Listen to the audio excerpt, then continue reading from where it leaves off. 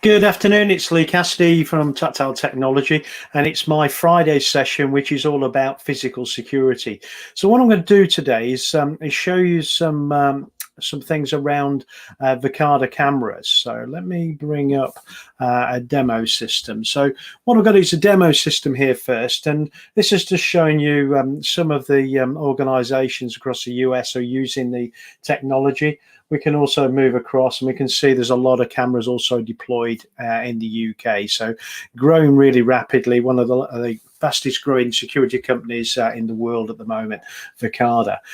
Just to give you a bit of background, Verkada comes from the people that originally founded and created Meraki, which was originally an MIT project.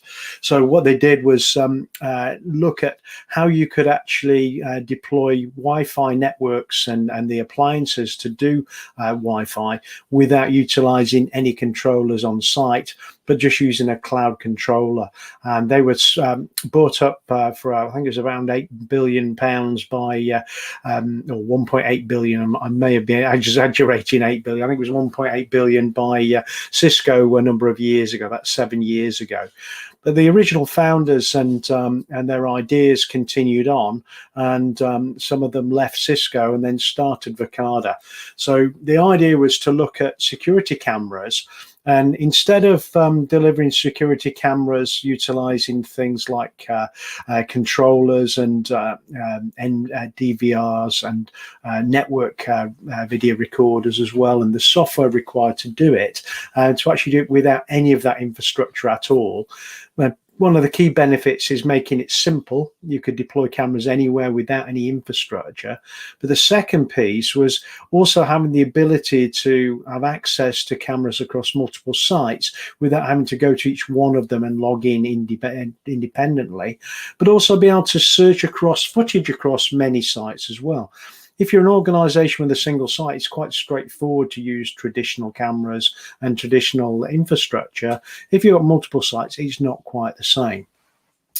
Also, Verkada have done a similar thing around environmental monitoring and also with the access control systems, utilizing a very simple mechanism to actually control the locking and opening of doors across the inside or external of a building. And again, all cloud controlled rather than the bulky equipment that's usually used for access control, and also the normally fixed computer system that's embedded in a cabinet with a database that utilized to manage the access for all the individuals within the organization. So a much simpler system to deploy, but also the ability to link cameras to those doors as well, so you can actually see the access requests and whether it was successful or not, and see a video clip of it as well. So quite interesting way of doing it. So what we're going to do is go to sites first. So I've just clicked on sites, and what it's going to do is bring me up a load of thumbnails of different cameras it can see through this. And this is a demo site, so I don't have full access to all the facilities on this. So what I'm going to do is show you some things with this, and I'm going to go to a demo camera that's actually on my home, so I can go into more detail of the kind of things you can do with each camera. Also with this, we can actually go to the right-hand side here, and you can see map, and I can click on the map, and we can see the map on the right-hand side. And also I can click in this little box at the top to say, tie what I'm selected on the map to what's been shown on the left. So what I could do then is click over on the left, and it's taken me to these cameras that are actually at the headquarters in San Francisco, San Mateo in San Francisco. And we can then see the camera number has dropped down to 22 because it's showing the 22 cameras that are here. And we can see all of them are green. So green means that the camera is functioning and it's operating correctly. It's not updating, it's not offline. We would see a different color on there if there was a problem. This sounds really simple, but actually understanding if your cameras are active and working correctly is quite difficult with the traditional system, because most of the cameras are dumb. They sit there at the end of a coax cable, and all they send is a video stream back to the network recorder or a digital video recorder. So to find out if a camera is offline or has some problem with its image, you have to go to each of the recorders and look through the cameras to see if there's any footage from them, just to see if they're functioning correctly. So this ability just to actually look and see if a camera's online is quite interesting.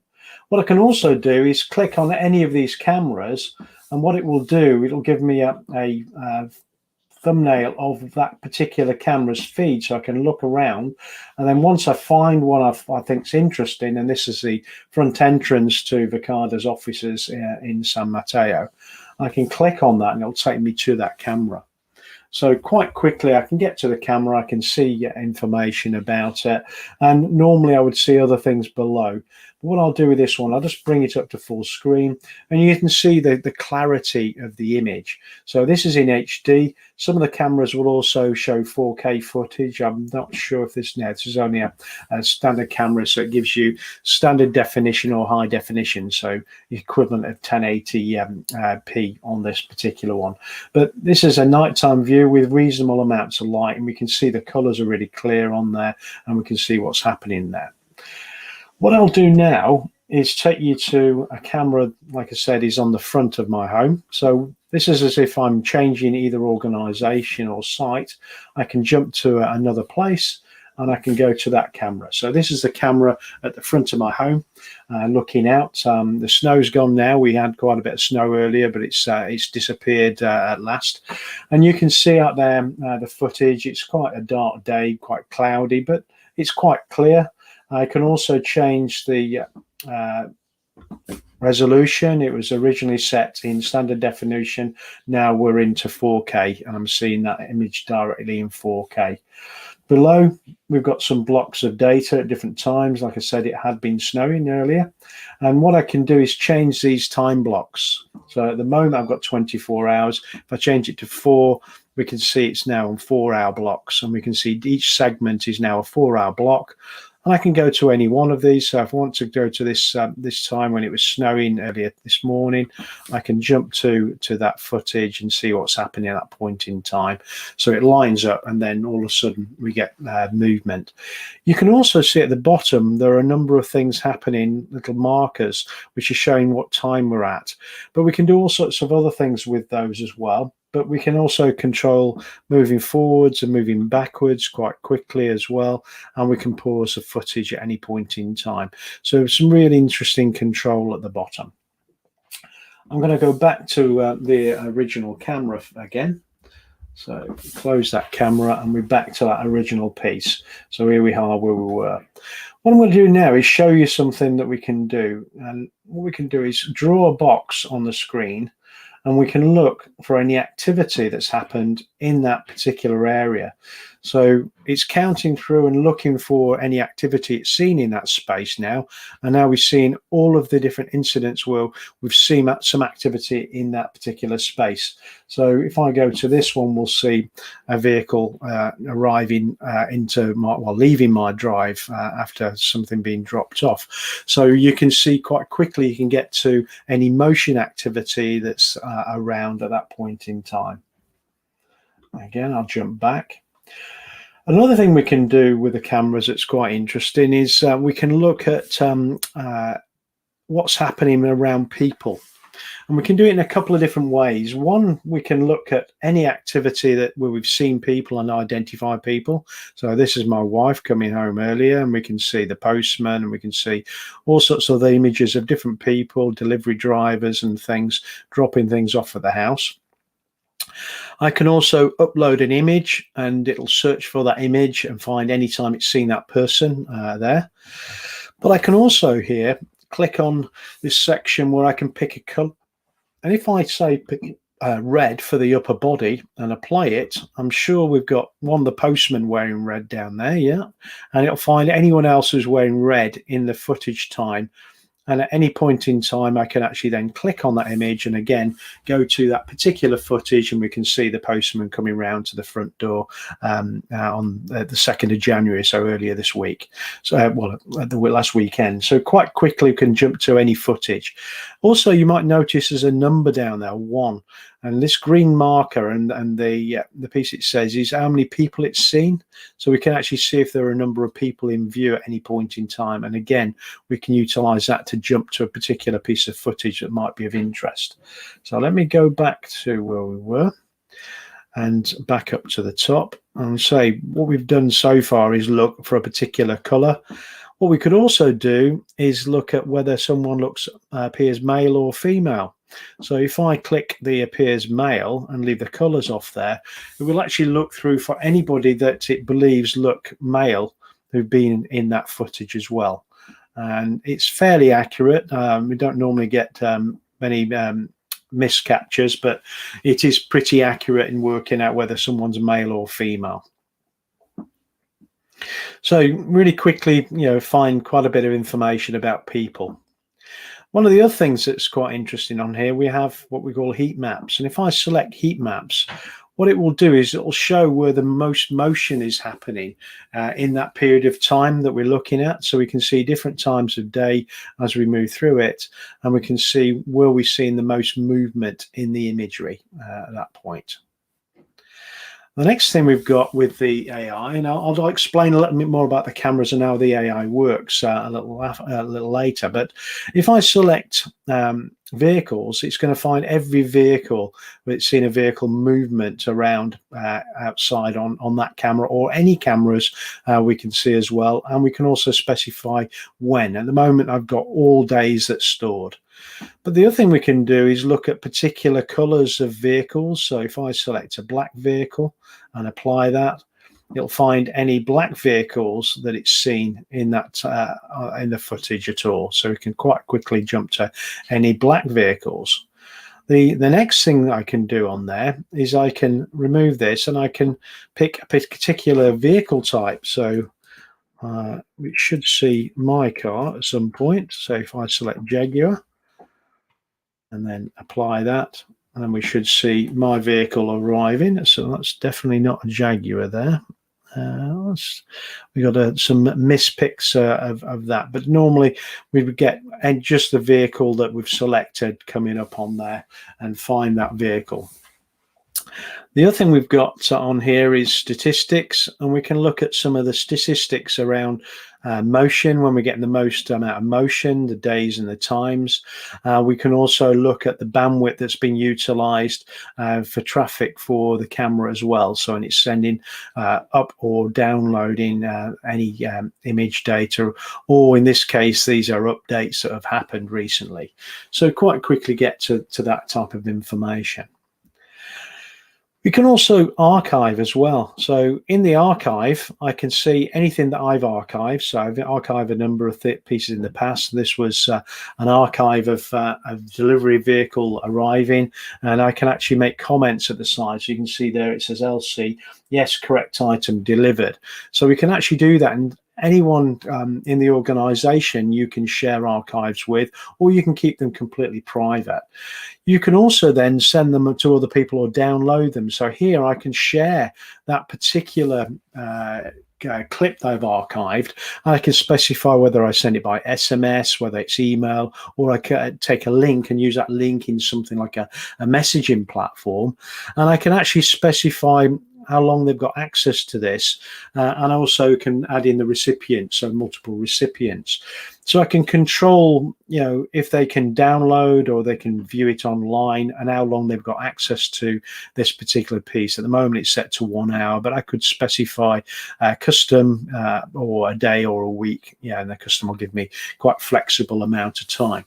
So if I saw some information on there that someone was acting suspiciously around one of the properties in this case, but if it was one of our business property and we could see something there that looked untoward, we could share that with the police or the emergency services if it was something that we need to provide to fire or someone else. So quite quickly we can share that information, and they see exactly what you've seen. So whatever clip you've actually selected from there, they see just that amount.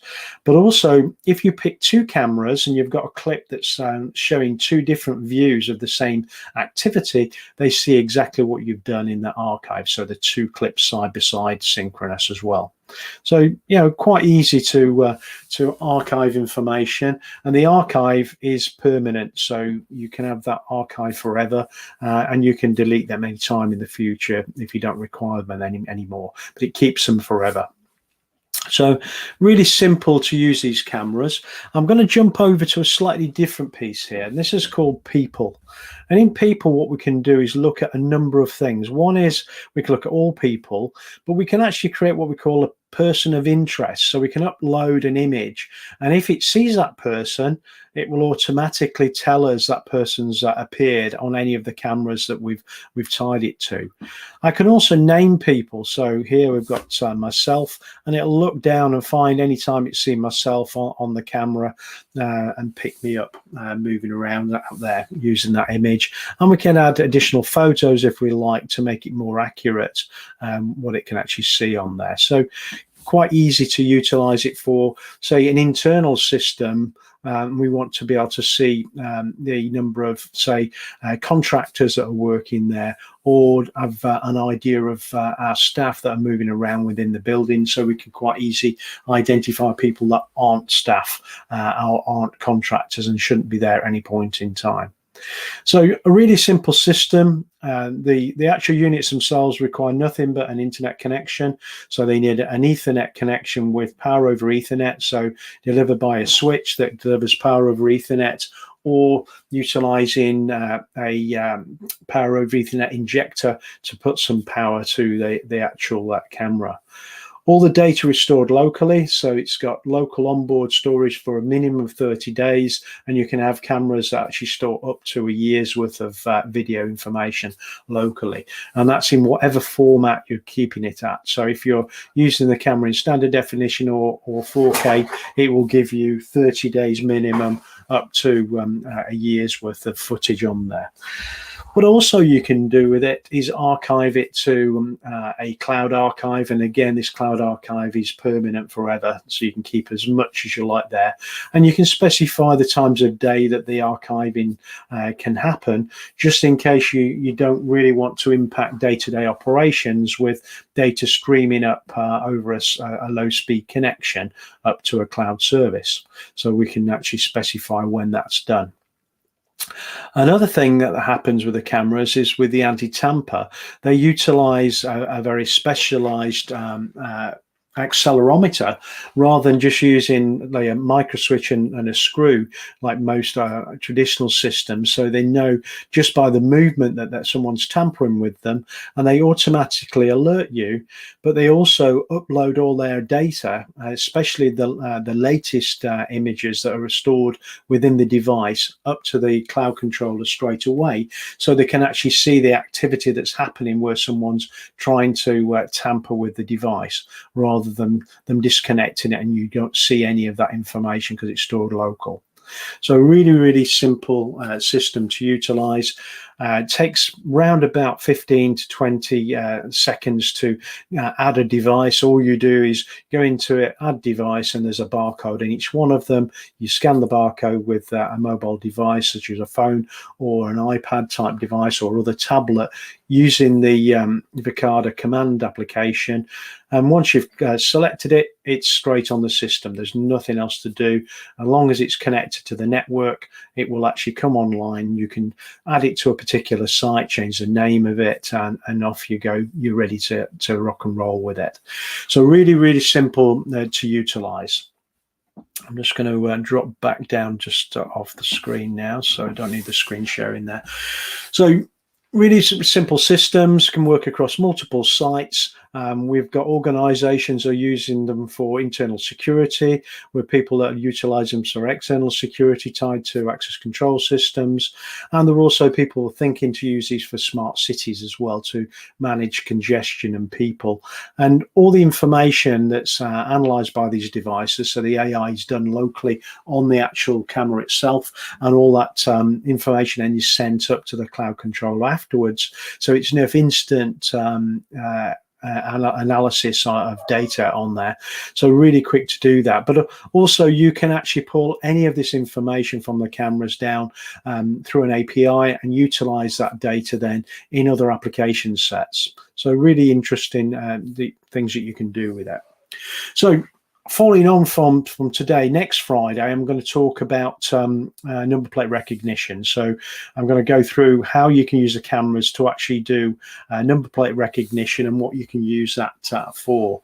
But I've also got some other sessions coming up next week. So on Monday, we do small business focus, and we're going to talk about backup and recovery and how you can actually protect and also recover server data, including a complete virtual machine, in around about 17 seconds, and demonstrate that on Monday.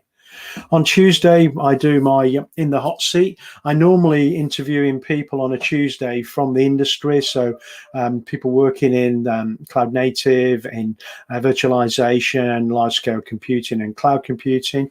But actually, on Tuesday, I'm going to interview myself, because I thought it might be a good idea to let people know a bit more about me. So that'll be interesting. I'm going to try and make it quite interactive. So if people want to ask questions live online, just feel free to do so. On Wednesday, we're going to do a session around enterprise computing and security, enterprise IT, and we're going to focus on risk and compliance, because we've seen that these are areas that a lot of organizations are really interested in working on, how to make the business more compliant from a security or the way that they operate with their IT, and also looking at the risks and how to prioritize risks so you deal with the things that need to be dealt with as soon as possible.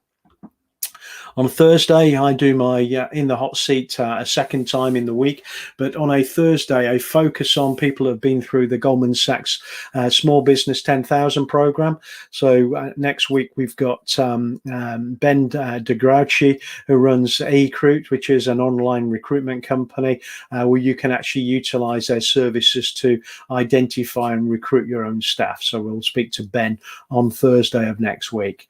And then finally, Friday, we're back to Secure Environment Friday, and like I said before, this time we're going to talk about number plate recognition and how you can utilize number plate recognition within your business.